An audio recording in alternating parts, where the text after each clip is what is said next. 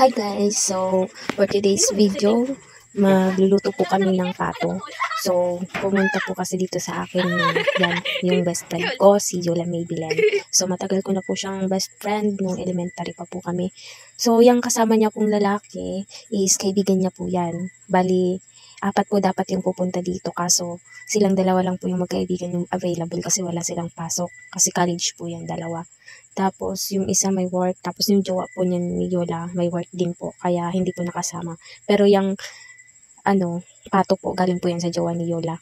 Tapos, yan po yung kakatayin namin. Tapos, yun nga po yung pato, pinukpuk-pukpuk niya.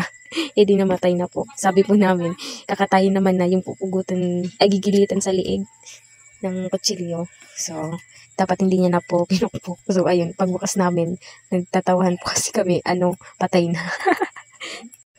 So, yung friend ko guys, since ng elementary, kahit hindi po kami magka-school niyan, nag-iintindihan din po kami niyan. Tapos simula nung nag-high school na po kami, palagi na din po kasi kami doon magkasama. Pero hanggang grade 8, mga first quarter po siguro. Hanggang first quarter lang po siguro ako ng grade 8. So, pag sa second quarter, nalipat na po ako ng Hubo National High School.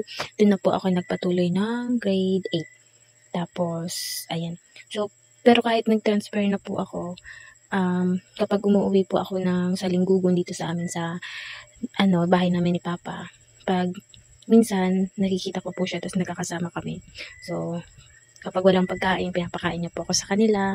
So, sobrang bait lang po talaga yung friend ko na yan. At saka, kahit isang beses, hindi po kami niya nag-aaway. So, ayan. Kwento ko lang din po kasi nung grade 7, may nag-ampun din po sa akin noon. So, pinag-aral po ako ng grade 7. Kaso, nagka-problem din po, kaya kaya hindi po ako doon. Medyo tagal din po, pero umalis din naman po ako doon. Tapos, private, private problem. So, wala naman po yung pagnanakaw, ganyan, kasi hindi naman po ako pinalaking, ganun ni Papa. So, ayun, basta private lang po. So, ayan. Tapos, ayun nga po, pagka grade 8, nakatransfer din po ako ng Hubo kasi pinaalagaan po ako ni Papa sa auntie ko. Or hindi lang po hindi po yung mismong pinaalagaan. Yung parang gusto lang po ni Papa na may kasama po ako. Yung may magagabay po sa akin, ganun.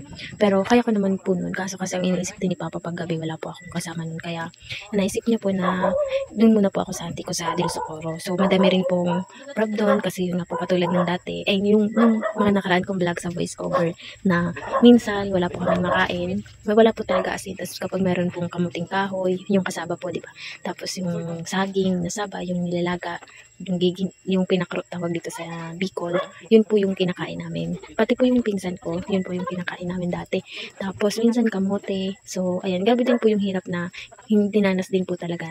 May mga private din po na problema na sobra po talagang hindi ko kayang ma-share kasi sa inyo kasi nakakahiya na po yun. So, ayan. So, sobrang happy lang din po kasi ako na ngayon, dahil din po kay Mami Virgilin, medyo naging okay po yung life ko. So, dati nga po nun iniisip ko, pero kahit sino naman po may isip din po yun na bakit kaya ganito yung buhay, bakit ganyan. So, ngayon na malaki na po, may isip mo na din naman na kaya po pala ganito, ganyan, kasi kailangan mong magsikap. Hindi yung pag sinabi mong pangarap talaga yung biglang mabibigay sa'yo. So, kailangan talaga yung pagsikapan para makamit mo yung pangarap mo, ganyan. Minsan, hindi po ako nakakapag-focus din doon dati sa pag-aaral ko kasi kahit saan na lang po ako napupunta, sa auntie ko, na pinapampun po ako ni Papa. So, feeling ko din po noon dati na walang pakialam sa akin si Papa. Kaya ganun. Tapos, may araw din na umiiyak ako kasi sabi ko, bakit kailangan na ipaampun ako. Tapos, yun, kasi kapag po pinaampun ka, syempre, hindi pwede na ihiga-higa ka. Dapat may kailangan gawin ka palagi. Kapag nakikita ka na nag-ampun sa'yo na nakahiga, tapos na yung mga gawain mo, kailangan mo pa rin maggawa kung anong mga gawain na pwedeng gawin kasi nakakahiya. Kaya sobra po talagang nakakahiyang magpaampun or magpapaaral po sa'yo. Pero okay lang po yung tiniis ko po yun. Nakatapos din po ako ng grade 7. So, pagka grade 8, ayun na po yung sabi ko na na-transfer na po ako. Pero bago po yun, napunta din po ako nun sa isa ko pa ditong ante. So, kaya, ayun, sobra po talagang hirap. Tapos, nasa Iriga po ako. Kaya, ayun, hindi ko na po isa-isahin. Basta grabe po talaga. Kaya sabi ko, sana balang araw magbago po yung buhay ko, ganyan. Tapos, nung nasa 2019, year 2019, na din po ako ng grade 10 po ata ako noon, o grade 11 ata. Ano po ako, nag-working student. Yun po, nasa Antina ako, nasa Del Socorro na ako noon. Nag-working student ako, and then nag-work ako noon sa bakery. Tapos kinausap ko yung sir ko kasi sakto malapit din po dun sa tinatrabahuan ko yung bahay ni sir, na sabi ko, pwede po ba sir na kapag meron pong module, pwede mo pong idaan sa akin sa trabaho kasi wala pong day off, ganyan. Kasi stay in po yun Tapos maaga ka pa magigising. Dapat 3 a.m. gising ka na kasi magbubukas ka na ng bakery. Tapos sasarado yun mga 10 p.m. or 9 p.m. ganyan, or 12. Apo, 12. Tapos, ayun, nakaraos naman po, nakatapos din ng grade 11. So, ayun, nakita ko po si Mami Virgilin noon na may tinutulungan. So, sabi niya po dun sa akin kung tanggalin ko yung face mask ko. Tapos, sabi niya sa akin, maganda daw po ako. So, ayun po. Naalala ko po yun. Yung, may tinulungan siyang matanda noon sa Balatas ata yun. Balatas, ganyan. Thank you so much po din po sa iyo, Mami Virgilin. At syempre, thank you so much po kay Sir Gerald Samson. Sa electrical installation ko po siya advisor noon. So, thank you sir kasi na pumayag ka po noon nung grade 11 ako na pwede mong idaan sa akin yung module sa work ko. So, maraming salamat po, Sir Gerald. So, payo lang din po sa mga kabataan na kung may mga pinagdadaanan po kayo, wag po kayong sumuko at palagi lang din po mag-pray at isipin niyo, palaging nandyan si Lord para gabayan po tayo. At isipin niyo na mga karaos, matutupad yung mga pangarap. Huwag ka mag-isip ng negative. So, guys, para din po pala sa mga viewers, subscriber, followers ko na mga nagtatanong sa akin na palagi daw, bakit palagi ako may sakit, ganyan. I-clear ko lang po sa inyo na binat po ako, alam niyo naman po yan. So, hanggang ngayon yung binat ko, hindi pa po yun naaalis.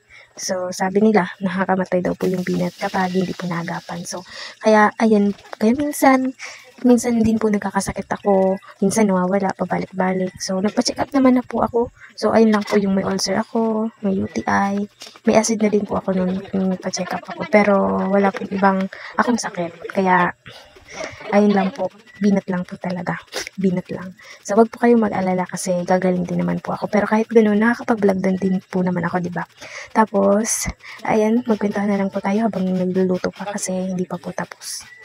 Kwento ko po pala, nung grade 10 po ako noon, inoperahan po ako ng appendix. January po noon. So, ayun, siguro nagsimula po dun sa inoperahan po akong appendix kasi hindi pa po noon mga 3 months or 2 months. Pagka medyo kaya-kaya ko po noon, pumasok na po ako noon sa school kasi gusto ko na po talagang mag-aral noon. Sobrang, sobrang malas kasi nung door to door po, kahit konti meron po ako nung naipon na pangbayad sa door to door kasi kung lalakarin po malayo pa sa bahay ng auntie ko, kaya nag door to door na lang ako. So ayun, pagkamalas kasi yung tambutso napasok po yung hita ko, pero malapit sa may paa, pero hindi naman po siya, thank God kasi hindi naman po siya kulay violet yung peklat niya, so white naman po. Tapos, ayun, siguro nagsimula sa binat ko yung inoperahan po akong appendix. Tapos, nag-iigib din po kasi agad ako nung nasa auntie pa ako kasi mahirap po yung tubig nun. Tapos, syempre, kailangan pong mag-igib kasi maliligo ka. Gigising ng maaga, wala nang oras para mag-igib pa.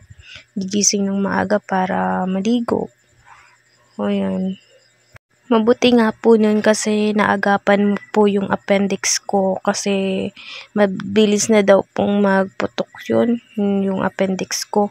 Kaya sa mga viewers ko po dyan, supporters, mag-iingat po kayo lalo na't pagkakatapos nyo pong kumain para hindi po kayo mag-appendix. Huwag po kayong galaw ng galaw pagkatapos kumain. Iwasan din po yung kumain ng may buto, like yung bayabas. Kasi mahilig po ako nung dati kumain ng bayabas.